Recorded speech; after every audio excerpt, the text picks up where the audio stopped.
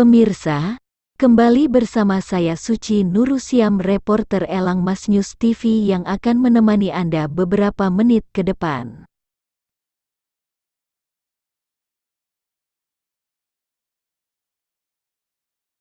Ketua Pemuda Pancasila Kabupaten Karawang Abdul Aziz yang akrab dipanggil Abi Aziz, yang sekretariatnya di Jalan Singa Perbangsa nomor 19, Nagasari Karawang Barat dikunjungi awak media pada jam 14 sampai selesai.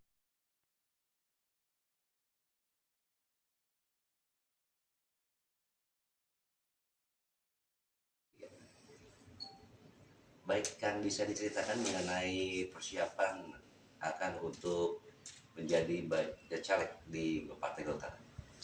Terima kasih. Jadi saya masuk Partai Golkar itu dari pasca mahasiswa ya, dari tahun 2026. Waktu itu dididik oleh Pak Dadang Mukhtar ya, pasca mahasiswa masuk Golkar dan saya mengabdi di Partai Golkar, dan alhamdulillah pada pemilu 2024 besok saya salah satu bagian dari 50 calon anggota DPRD dari Partai Golkar, dan sudah atas izin ketua partai dan seluruh para senior-senior juga ya, bismillah gitu kan. Nah, terus kemudian ya persiapannya seperti halnya yang lain, karena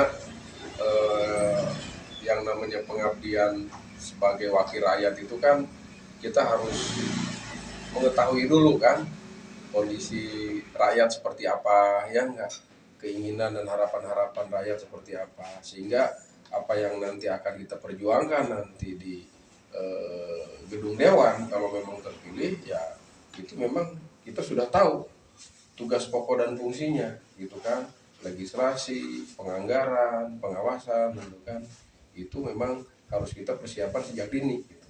Begitu. Sementara dapil berapa yang diambil? Saya dapil 4, dapil Karawang 4, meliputi Kecamatan Tlagasari, Lemah Abang Wadas, terus kemudian Cilamai Wetan sama Cilamai Kulon, terus Kecamatan Tempuran, jadi 5 kecamatan. Untuk pemilihan dapil sendiri, apa memang dari Akang sendiri atau dari keputusan partai? Kalau di dapil itu ya atas inisiatif sendiri, karena kebetulan kan saya memang asli turunan Lemah Abang Wadas gitu kan. Saya memang kelahiran dari sana, orang sana gitu kan, dan tentunya ya akan mengabdi ke tanah kelahiran gitu di dapil 4 gitu. Kira-kira apa nih yang harus diperbaiki untuk wilayah dapil 4 sendiri?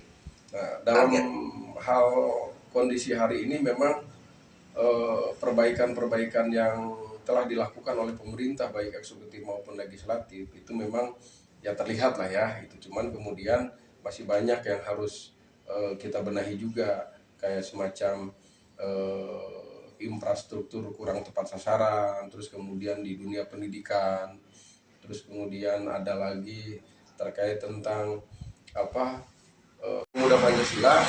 Kita ada maksud dan tujuan di pemilu 2024, baik itu menjadi penyelenggara pemilu maupun menjadi mencalonkan diri menjadi legislatif ataupun kepala daerah di pilkada, wajib kita usung, wajib kita dukung apapun partainya. Jadi kita tidak melihat partainya, selama itu dia kader harus kita dukung dan kita jadikan. Termasuk ya banyak dari saya, tidak hanya saya selaku ketua MPC, ketua PP, tapi kan ada sekretaris saya di Partai Demokrat kan gitu, ada anggota-anggota kita di P3, di Nasdem gitu loh, terus kemudian di PDIP, itu di Gerindra, itu banyak menyebar.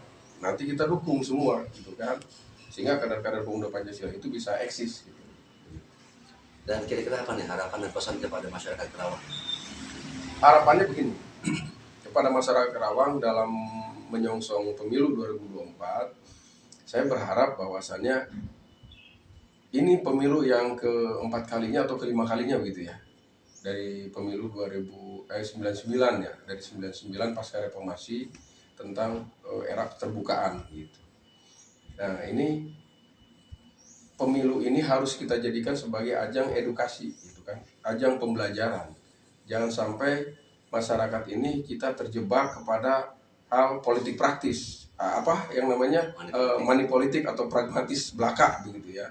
Karena apa? Karena itu akan kembali ke masyarakat sendiri. Jadi kan yang menentukan 5 tahun ke depan kan bukan si calon anggota dewan atau si calon bupati atau si kontestan gitu kan. Yang menentukan masa depan Kabupaten Karawang, menentukan rakyat Karawang itu ya nasib rakyat itu sendiri yang menentukannya pas hari pemilihan umum gitu kan. Dia menentukan seperti apa, apakah berdasarkan materi gitu kan, atau memang berdasarkan dari kualifikasi caleg-caleg yang ada, para kontestan-kontestan yang ada. Ya saya berharap pada masyarakat untuk lebih cerdas memilih, pilah gitu kan. Jangan kedekatan atau jangan karena memang tawaran materi-materi atau pragmatis yang ini kita dukung gitu. Lihat dulu visi misinya gitu kan, komitmennya 5 tahun ke depan. Karena sekarang ya dari pemilu ke pemilu ya sudah tidak ada perubahan gitu kan. Katanya wis jadi mah poho kan itu ya, karena memang ya kesalahan dari kita sendiri satu masyarakat menjadikan si calon dewan itu salah sasaran gitu kan. Gitu. Saya harap masyarakat lebih cerdas lah di 2024 untuk menentukan si calon anggota dewan atau si calon bupati atau si kontestan gitu kan. Yang menentukan masa depan Kabupaten Karawang, menentukan rakyat Karawang itu ya nasib rakyat itu sendiri yang menentukannya pas hari pemilihan umum gitu kan. Dia menentukan seperti apa, apakah berdasarkan materi gitu kan, atau memang berdasarkan dari kualifikasi caleg-caleg yang ada, para kontestan-kontestan yang ada. Ya saya berharap pada masyarakat untuk lebih cerdas memilih, pilah gitu kan. Jangan kedekatan atau jangan karena memang tawaran materi-materi atau pragmatis yang ini kita dukung gitu. Lihat dulu visi misinya gitu kan, komitmennya 5 tahun ke depan. Karena sekarang ya dari pemilu ke pemilu ya sudah tidak ada perubahan gitu kan. Katanya wis jadi mah poho kan itu ya, karena memang ya kesalahan dari kita sendiri satu masyarakat menjadikan si calon dewan itu salah sasaran gitu kan. Gitu. Saya harap masyarakat lebih cerdas lah di 2024 untuk menentukan pilihan.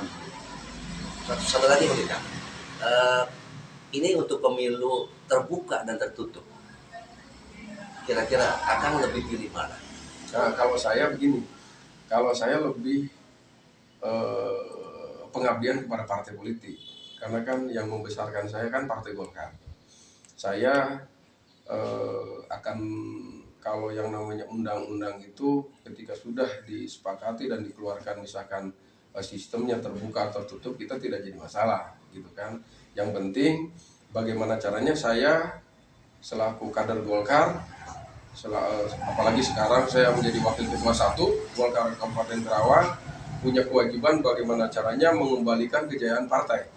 Bagaimana caranya Golkar bisa menang di 2024 secara legislatif, terus kemudian ke depan secara pemilu kada kan gitu. Karena ini Golkar ini sudah, kalau di Karawang mungkin 3 pemilu kita tidak selalu menjadi second land gitu kan. Nah, mudah-mudahan di 2024 kita menjadi pemenang, sehingga ketika kita sudah menjadi pemenang, sistem apapun ya gagasan kita bisa kita paksakan untuk demi kemajuan pembangunan. Karena ya mungkin masyarakat sudah tahu bahwa kita sudah terbiasa di pemerintahan, dan untuk melakukan pembangunan ya Partai Golkar sudah ahlinya gitu kan. Jadi kita tidak masalah mau terbuka mau tertutup, yang penting pengabdian kita ke Partai Golkar, bagaimana caranya Partai Golkar menang di 2024.